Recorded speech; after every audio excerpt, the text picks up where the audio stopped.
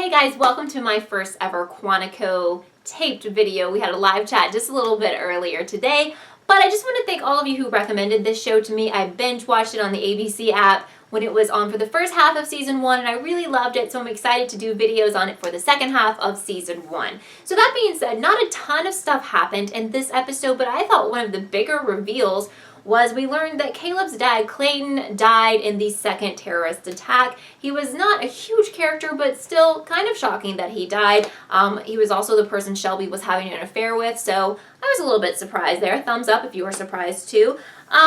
So our other question, there's a couple different storylines going on in this episode, and one of the other questions we're trying to figure out, which we really don't have any of the information to figure out as viewers, is who kidnapped Charlie. Now, Charlie says that it's some guys with some American-sounding names, but apparently they're working for a terrorist cell, so that's going to be one of the mysteries for this half of the season. So I really don't know where the show is going with Shelby and her fake sister, because I thought when we're going into those flashbacks of them during their training, I thought she was at the point when we, left off the first half of last season, that she knew that this girl was fake and she wasn't going to talk to her anymore.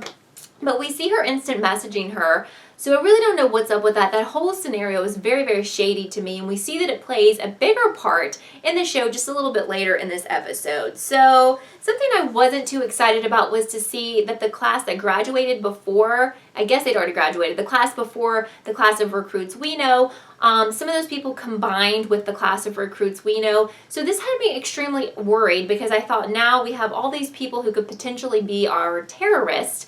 But after rewatching the show, I think I understand that the terrorist has got to come from the September class, which is Alex's class, and has to be, what I think I'm hearing, has to be one of those people who we have come to know. So obviously I'm hoping it's one of the main characters in the recruiting class. I would love to know who you guys think this person is, and my thoughts are they probably aren't working alone, so it could be more than one person involved from the recruit class, some of those main people that we know. At this point, I always like to look at these mystery shows and I look at who could be the villain as who is the least likely, who is not made to look suspicious by the show, and who everyone loves. So at this point, I'm kind of leaning toward Ryan, because they haven't made him look shady. Everyone loves him. He's a character that the viewers love, and it would just be really unlikely if he ended up being the terrorist, so that's kind of what I'm going with at this point. Thumbs up if you agree with me.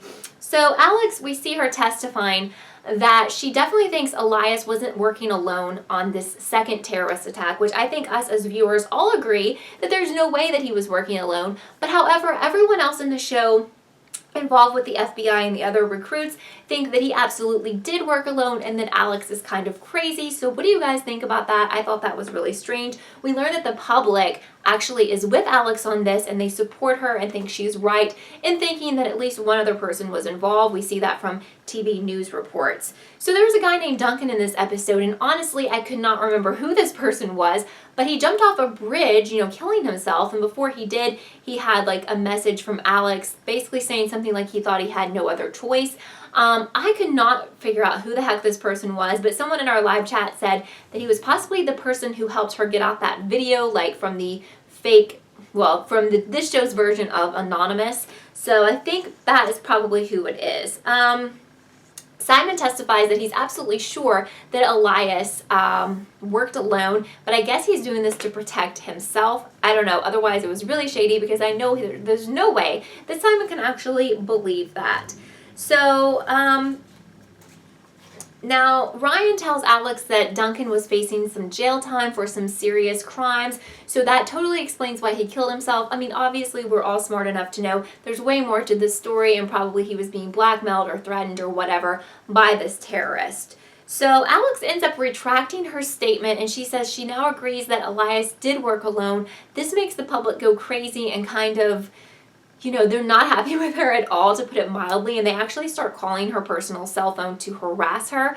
So that's pretty crazy. But on another storyline, one of the twins from the recruit class gets Charlie to trust her, and he starts opening up and giving the names of the people, or the names that they gave him of the people who kidnapped him. Now this storyline I find rather boring, and I guess he was kidnapped because of his mom Miranda's position with the FBI. The only thing that I think can make this an interesting storyline is to be that maybe he is in on it and he has been either recruited or he wanted to be recruited as a terrorist himself. I think that would be a really good twist. Thumbs up if you agree. So maybe they'll do something interesting with that storyline because, you know, I hate that he was kidnapped and probably not treated well, but at this point that storyline kind of bores me.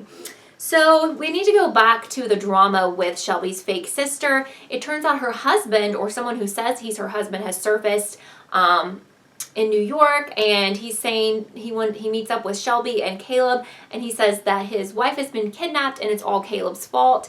I don't know if that's even true, and I don't know where they're going with that storyline at all. That was pretty suspicious to me, and seems like it might be a way to extort them, to get money or something. I don't know. He didn't seem very trustworthy, but we will see where that goes. So toward the end of the episode, things started really heating up because the terrorist called Alex and told her to meet him or her alone, kind of in this remote area of the city. And when she gets there, she sees Natalie, who is strapped with a bomb. Now, I think they definitely had a lot of potential here because it ended this way and we all kind of thought that she might die. But then in the previews, you see her totally walking around normal. So I kind of think they shouldn't have given us, you know, spoiled that surprise for us with the previews, because otherwise it would have been a really effective cliffhanger.